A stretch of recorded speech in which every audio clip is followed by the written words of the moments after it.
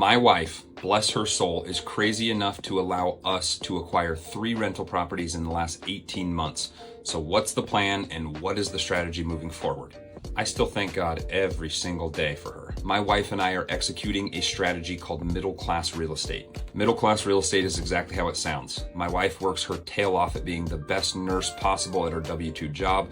I work my tail off being a strength coach, doing what I was put on this earth to do. We save that money.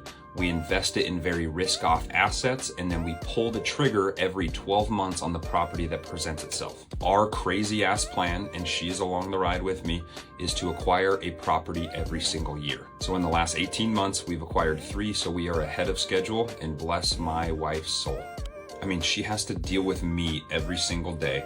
I am gung-ho about every single thing that I do, but when I want to make a decision, I make a decision and we go for it. So in our middle class real estate strategy, it started with buying our first couple rental properties, and now we're getting into multifamily such as duplexes. Our next endeavor will be to acquire a duplex, have those rented out, and then start opening the door for larger multifamilies, triplexes, quadplexes into bigger apartment complexes.